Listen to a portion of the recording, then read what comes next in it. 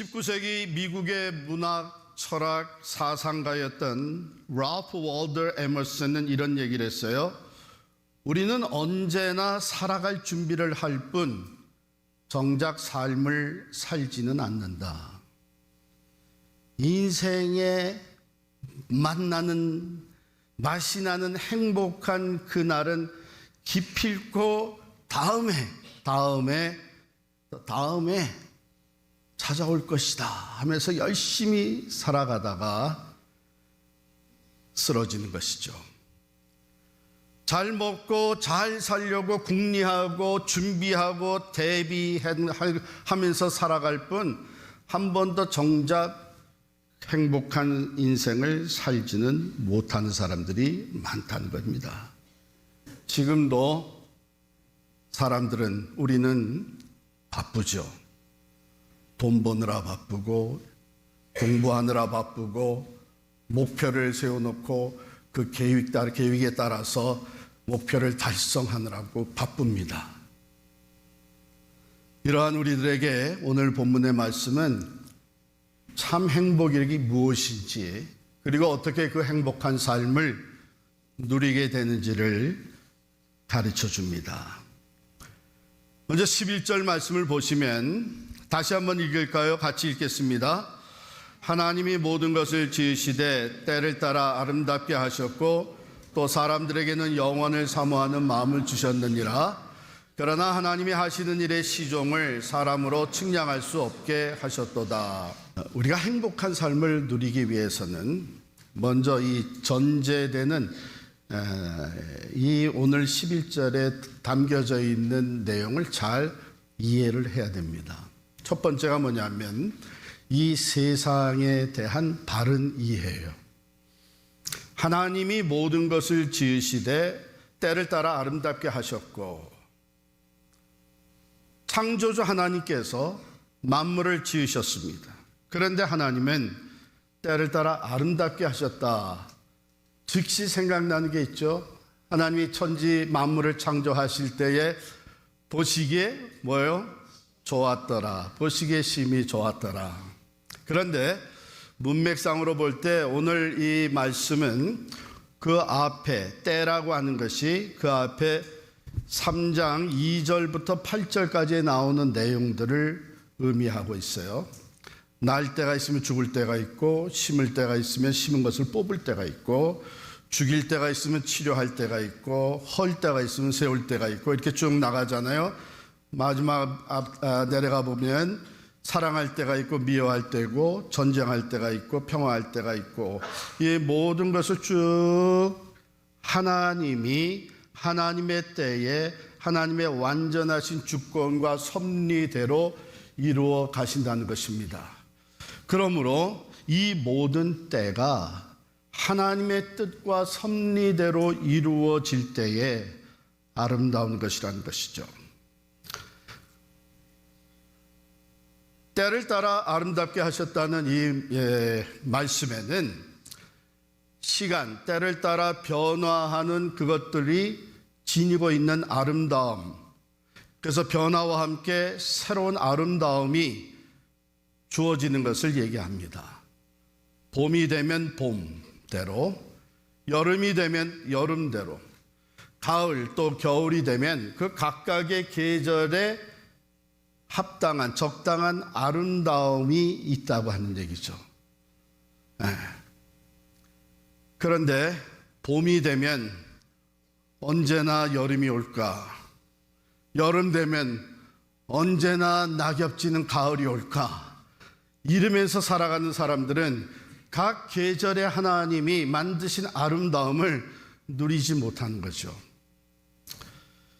뿐만 아니라 우리 인생의 계절도 하나님께서 아름답게 만드셨습니다.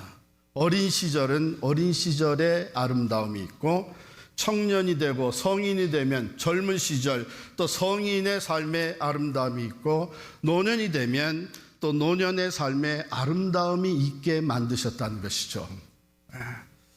사람에 대한 바른 이해가 있어야 됩니다. 즉 우리 자신에 대한 바른 이해인데, 같은 구절에 11절에 이어지는 내용을 보면 또 사람들에게는 영원을 사모하는 마음을 주셨느니라.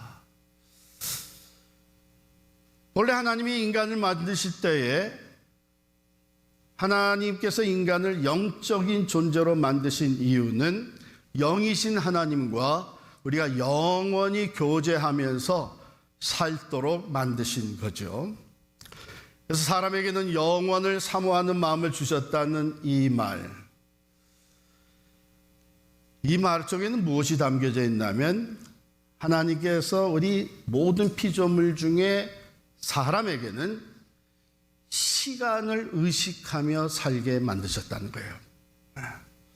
여기에 히브리 단어 올람이라고 하는 영원으로 번역된 히브리 단어는 초월적인 시간을 얘기하는 것이 아니고 오히려 우리가 보통 살아가면서 사용하는 시간, 즉 과거와 그리고 미래, 과거와 미래로 계속 뻗어가는 그 시간을 의미합니다.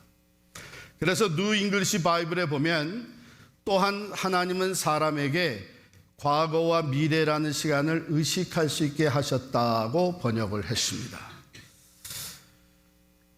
하나님의 형상대로 만든 인간의 아름다움 중에 하나가 바로 시간을 의식하며 살아가는 거예요.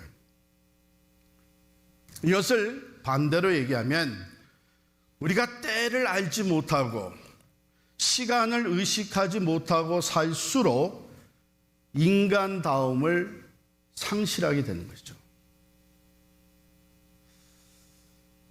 하나님의 백성들은 그렇기 때문에 지금 이 시간에 하나님이 뜻하시는 바가 뭐냐? 지금 오늘이라는 이 시간에 하나님이 나를 통해서 이루고자 하시는 것이 무엇이냐? 이것을 인식하고 깨닫고 살아가는 것이 하나님이 우리에게 주신 귀한 선물, 영혼을 사모하는 마음에 담겨 있다 하는 것입니다. 그 다음에 세 번째, 또 11절에 이어지는 것을 보면 그러나 하나님이 하시는 일의 시종을 사람으로 측량할 수 없게 하셨다. 도대체 왜 이렇게 시작하셨고 이렇게 이끌어 가시고 앞으로는 어떻게 하실 건지 그 하나님이 운영해 가시는 그 역사, 우리 인생의 여정, 이것을 사람으로 측량할 수 없게 하셨다는 거예요.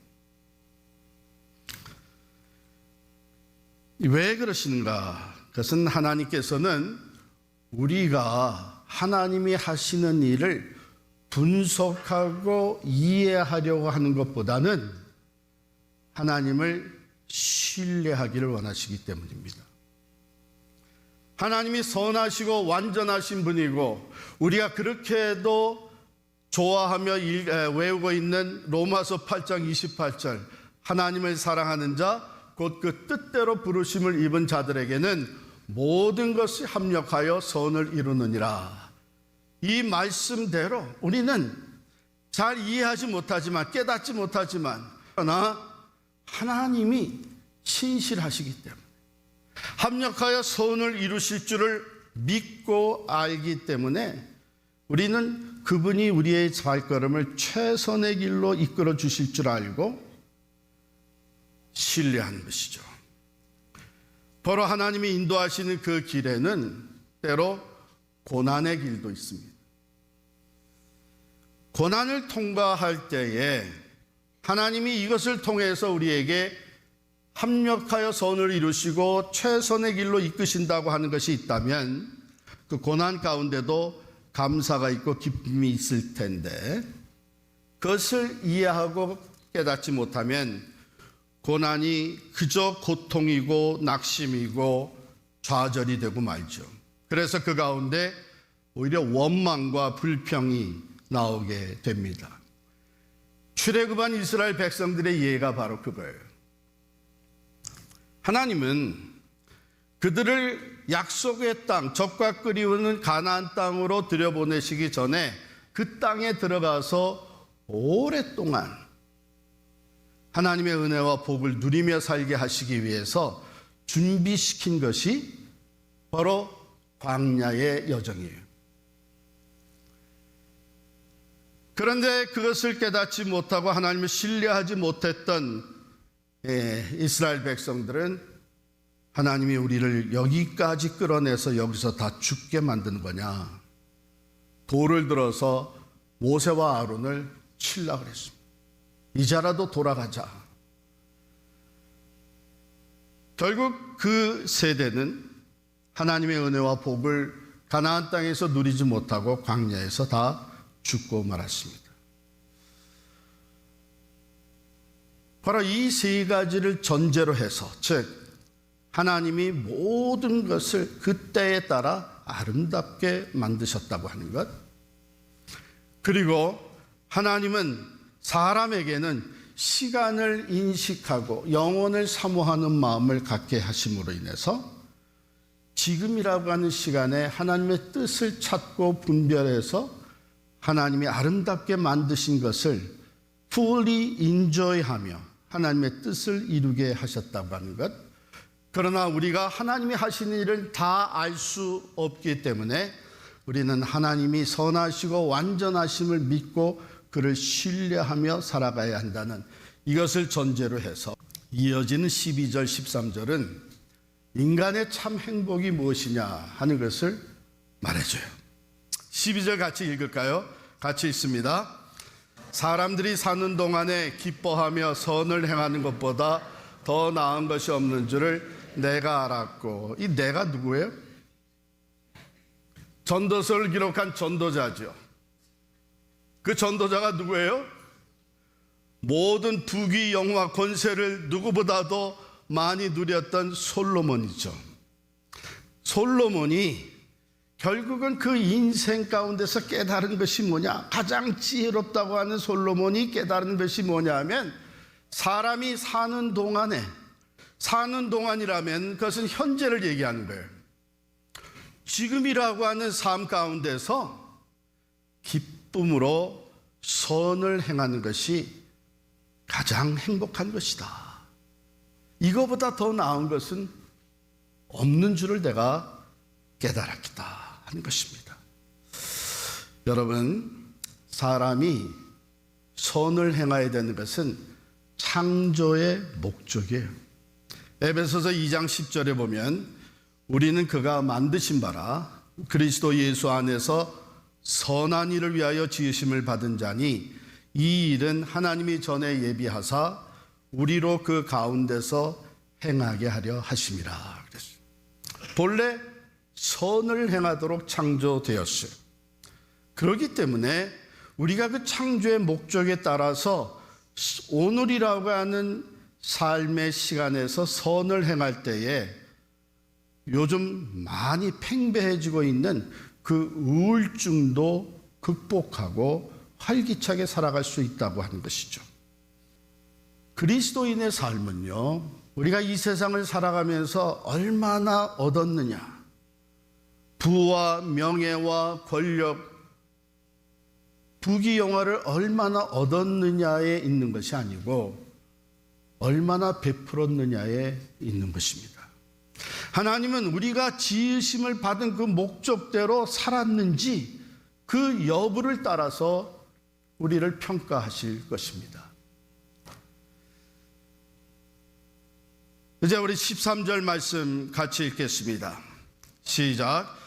사람마다 먹고 마시는 것과 수고함으로 낙을 누리는 그것이 하나님의 선물인 줄도 또한 알았도다. 전도자 솔로몬은 두 번째로 자신이 깨달은 인간의 행복, 참된 행복은 바로 평범한 날 속에 있다는 것을 깨닫게 된 거예요. 먹고 마시고 또 땀 흘려 일하고 쉬고. 여러분, 이것이 우리의 평범한 ordinary daily life 아니겠어요? 거기에 행복이 있다. 그래서 그는 이것이 하나님의 선물이라고 얘기를 합니다.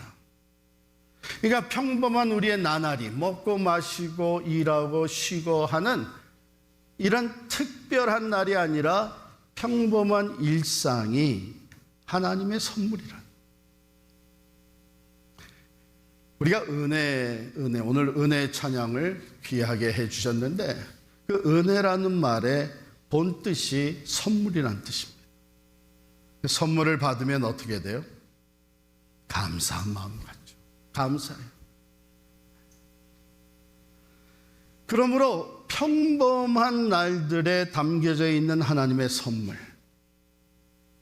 내가 먹을 수 있고 마실 수 있고 틀기만 하면 찬물, 더운 물, 샤워가 다 나오고 땀 흘려 일할 수 있는 일터가 있고 일할 수 있는 건강이 주어졌고 그리고 힘들게 되면 쉴 수 있는 집이 있고 편안히 잠을 잘 수 있고 이런 것들이 하나님의 선물이라는 것을 깨달은 거예요. 그래서 진정한 행복은 더 나은 삶을 계획하고 분주하게 그 계획을 하면서 따라 앞을 향해 뛰어가는 그것이 아니고 하루하루에 담겨져 있는 하나님의 선물을 내가 누리며 살 수 있을 때에 거기에 참된 행복이 있다는 것입니다. 그렇게 산다면 아마도 모든 사람이 하나님이 주신 기쁨과 행복을 누리며 살겠죠. 그런데 현실은 그렇지 않습니다. 그래요, 안 그래요? 평범한 날들에 감사가 있어서 기쁘고 행복합니까? 많은 사람들이 그렇지 못해요. 왜 그러냐? 지나친 욕심, 다른 사람과의 비교의식, 이미도 충분히 먹고 마시고 또 일할 수 있는 것이 있는데 내가 좀 더 좋은 것을 먹고 좀 더 큰 집을 살며 지금보다는 좀 더 좋은 차를 몰아야만 행복할 것 같은 거예요.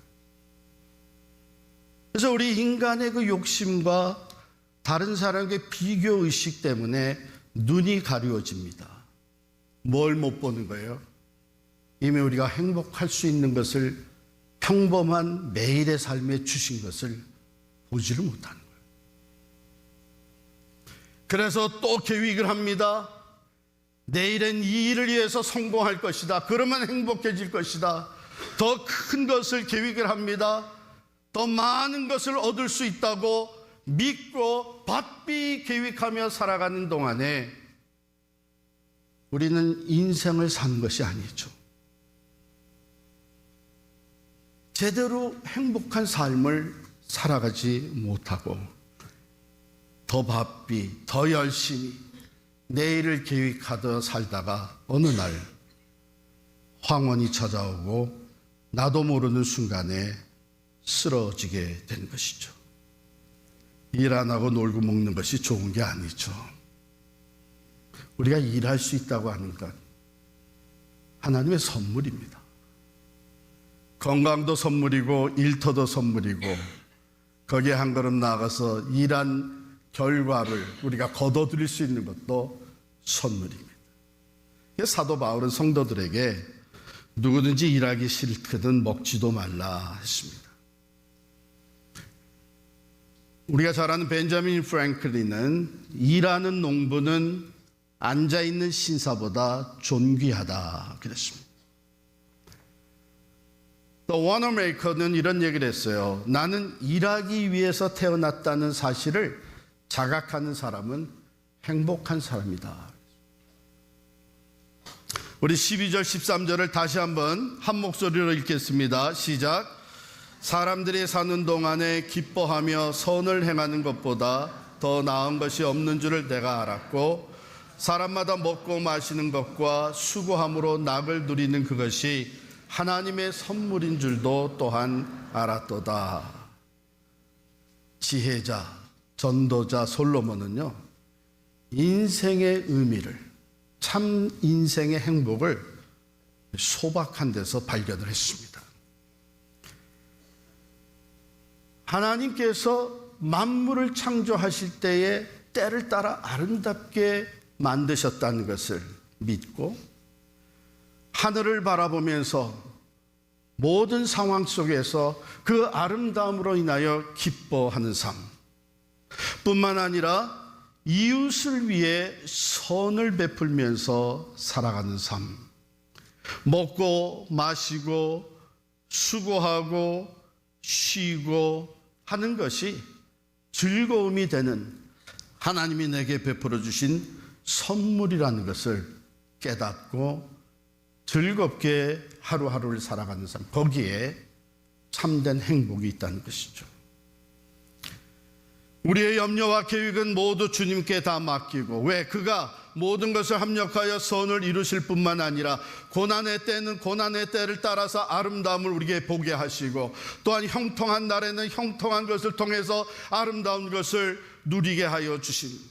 그러므로 내일에 너무 집착하지 말고 이 땅의 것에 너무 집착하지 않고 먹든지 마시든지 무슨 일을 하든지 우리의 심령에 감사함으로 기쁨을 누리는 것, 이것이 우리가 평범한 날에 대한 각별한 감사가 되는 것이죠. 여러분, 내게 없는 것을 따지면서 불평하기 시작하면 있었던 기쁨도 다 사라집니다. 그러나 하나님께서 주신 복을 평범한 날에 내가 할 수 있는 이것이 하나님의 선물이요 복이라는 것을 감사할 때 우리는 평범한 나날 가운데 세상이 알지 못하는 기쁨을 누리게 됩니다. 보세요. 오늘 아침 잠에서 깼습니다. 주일 아침을 맞이했어요. 살아서 눈을 떠 새날을 맞이할 수 있다는 것이 얼마나 감사합니까? 교회 나오시느라고 거울을 보며 준비했어요. 손발이 다 움직이고 있고 여전히 내가 운전해서 교회 갈 수 있는 건강이 있습니다. 얼마나 감사해요. 이제 내일이 찾아오면 나가서 일할 수 있는 것이 감사하고 내가 수고하고 먹을 수 있다는 것이 감사한 일이죠. 주변에 사랑하는 사람이 있습니다. 힘들고 어려울 때 함께 나누고 기대고 사랑할 수 있는 사람이 있고, 세상의 어떤 것에선 마음대로 하지 못할지 모르지만 언제든지 원하면 주의 전에 나와서 마음껏 찬양하며 예배하며 기도할 수 있는 매일의 삶이 우리에게 주어져 있습니다. 사랑하는 성도 여러분, 평범한 날들에 담겨져 있는 그 행복을 누리지 못한다면 어쩌면 우리는 영원히 행복할 수 없을 것입니다. 그러나 매일 평범한 날이지만 거기에 담겨져 있는 하나님의 선물에 감사하면서 행복을 누린다면 우리의 인생은 행복으로 가득 찬 인생이 될 것입니다.